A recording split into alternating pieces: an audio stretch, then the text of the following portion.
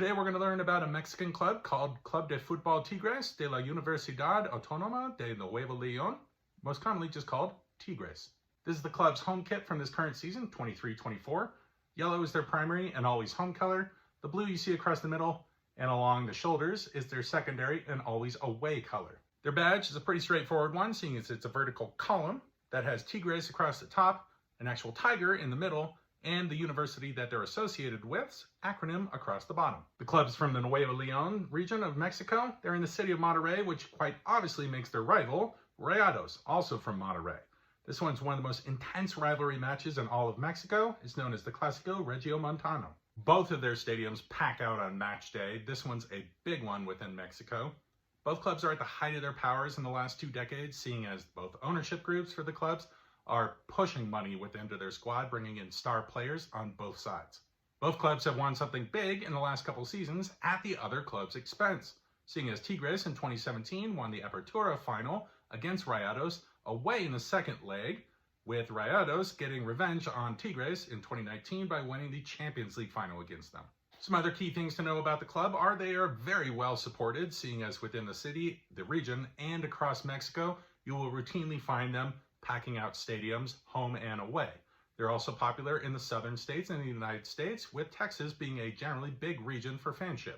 Second is their ownership, something that's contentious for other Mexican clubs in the region. While Monterrey also have a large owner, Cemex is the big owner within this club.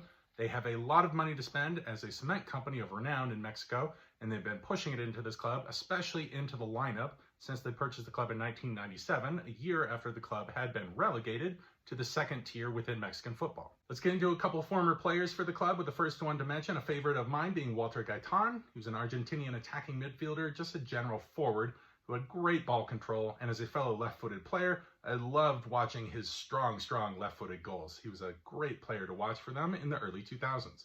The second player would be Jesus Dueñas. This is a man they nicknamed El Pollo. He was a central midfielder who came through their cantera. He was a critical part in their success in the decade starting in the 2010s. He won 11 different trophies with the club. And finally, Ener Valencia, Ecuador's all-time leading goal scorer and early star of this last World Cup, if you will remember.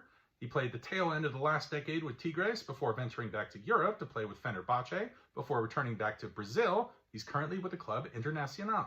Into their current squad, let's talk about Sebastian Cordova. He's one of their midfielders, huge influence in the playoffs during the Clausura tournament that they won this last season, and one of Mexico's younger stars who's struggling a little bit to get playing time with El Tri. Second would be the Brazilian Rafael Carioca, a central midfielder who has been reeling back the years as what I consider their best player this season, seeing as at the age of 34, he's one of the best anchor midfielders in Liga MX at the moment.